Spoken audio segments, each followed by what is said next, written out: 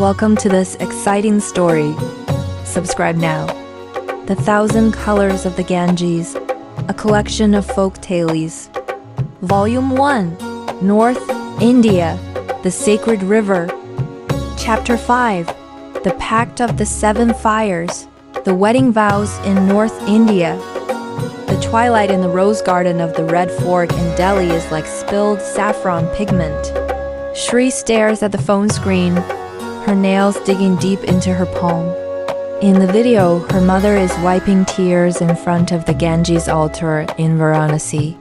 They even use LED lights instead of the holy fire. If your father knew this from the other world, the screen is suddenly blocked by Rajiv's hand. His platinum cufflinks glint coldly under the floor lamp. Honey, we've agreed on a simple Western-style wedding. Why should we be bound by the old-fashioned ideas of the elders? The fitting room mirror in the sari store reflects the red bindi between Shree's brows, which she secretly went to the temple in Varanasi to apply this morning. 3 months ago, when she was visiting the Red Fort, she saw a couple walking barefoot around 7 piles of holy fire. Each step left a lotus-shaped light mark on the Ganges sand. When the flames shot up, the river's surface reflected the silhouettes of the two in their past lives as a Mughal poet and a dancer. At that moment, the heirloom necklace around her neck suddenly became hot. It was made from the fragments of a clay pot, which her great-grandmother, a refugee during the 1947 partition, had fired with Ganges sand and the ashes of her deceased husband. It's not just an old-fashioned idea. Shree presses Rajiv's hand. It's a heritage. Do you know the 7 vows in a North Indian wedding? The first vow is, "May I be your strength." The second is, "May we uphold righteousness together, single quotes, ... double quotes." Stop. Rajiv withdraws his hand. A tablet computer is revealed in the folds of his suit. I understand your feelings for traditional culture, but we're having an international marriage and need a more universal ceremony. His tone is like that of negotiating a business contract, and he doesn't notice the tear that falls from Shree's eye as she turns around. The watermark that spreads on the mirror surface is vaguely in the shape of a lotus. The ruins of the Sanskrit school in the moonlight look like a sleeping elephant. Aliya's sneakers step on the broken bricks and she is suddenly tripped by something. The beam of Vikrant's flashlight sweeps across, and the faded Sanskrit on the half-buried stone tablet looks like rice grains soaked by rain. It's a remaining page of the marriage customs in the Manusmriti. The holy fire must be ignited with 7 sacred woods. Sandalwood represents Brahma, mango wood represents Vishnu, basil represents Shiva... single quotes. Aliya's fingertips slide across the crack of the stone tablet, and suddenly, the sound of the surging Ganges rings in her ears, and Shree's tearful face in the sari store flashes before her eyes. "Look here," Vikrant squats down. At the bottom of the tablet, there are totems of 7 trees, and the roots are twined with the patterns of Ganges sand. The ashes of the holy fire woods must be mixed with Ganges sand to activate the 7 life contract. Shree's wedding... They use LED lights instead of the holy fire. Aliya suddenly stands up, and the hem of her sari sweeps off the dust on the tablet. Rajiv doesn't know that without the flames of the sacred woods, the karma of the 7 life reincarnation will be broken. When they find the old herdsman Kishore by the Ganges River, he is wiping the cattle pen with basil leaves. 7 sacred woods? The old man's finger slides across the Nandi totem on the back of the cow. Sandalwood is in the forest behind the temple in Varanasi. The mango wood should come from a 100-year-old tree. Basil... double quotes. He suddenly stares at Aliya's soul. The lotus birthmark on your soul is the mark of Vishnu, right? Go to Sarnath. The Bodhi wood there has been blessed by Buddha's flower, holding gesture. 3 days before the wedding, a sun shower suddenly falls in Delhi. It stands in the rose garden of the Red Fort, watching the 7 piles of sacred woods that Alia and Vekrand have transported. The milky white of sandalwood, the golden yellow of mango wood, and the turquoise of basil wood are piled up like a hill in front of the temporary altar. Rajiv's brows furrow deeper and deeper. Where are the quarantine certificates for these woods? And the fire safety permit? Rajiv, Alia hands him the remaining page of the Manusmriti. Do you know that every couple walking around the holy fire 7 times is actually retracing the path of 7 life reincarnation? Did your great-grandfather always touch the battle scar on his chest on the full moon night? That's where he was shot in his past life as an anti-British warrior in 1857 to protect his wife, who was a doctor. Rajiv's finger stops on the remaining page.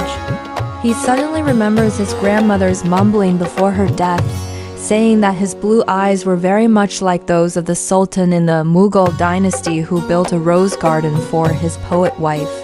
Beside the altar, Shree is drawing a lotus on the ground with Ganges sand. Every grain of sand is mixed with her tears.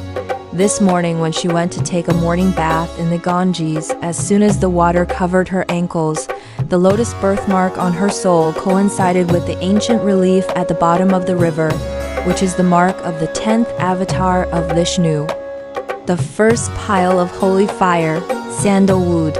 Alia lights a match. The moment the flame rises, the scent of sandalwood condenses into the virtual image of Brahma's Dharma wheel. Shree and Rajiv stand barefoot in front of the altar. Shree's sari has 108 folds folded by the old tailor Manisha herself, and each fold is sewn with a miniature illustration from the Puranas. A silver bell is pinned to Rajiv's collar.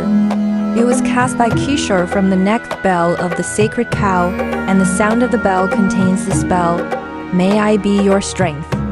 In the first round, the newlyweds make a vow of seeking righteousness together to Brahma. The holy fire suddenly crackles, and the sparks splash on the Ganges sand, drawing the outlines of the two in their past lives as a doctor and a warrior during the British colonial period.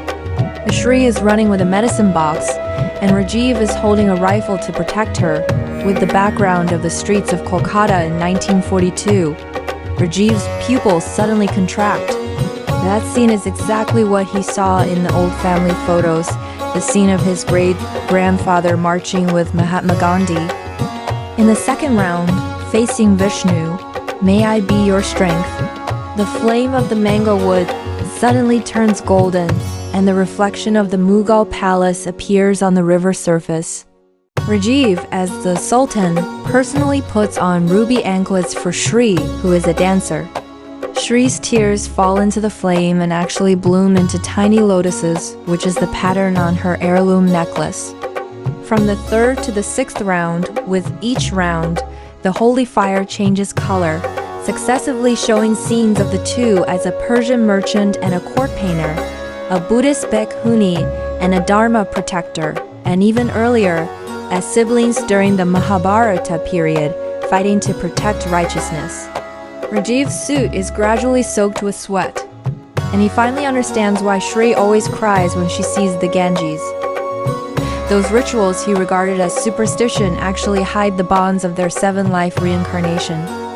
In the 7th round, when the two jointly light the sal wood, the holy fire suddenly shoots up 7 colored flames, more gorgeous than the natural colored powder of holy. The reflection on the surface of the Ganges is no longer a single scene, but fragments of 7 life experiences rotating like a zoetrope.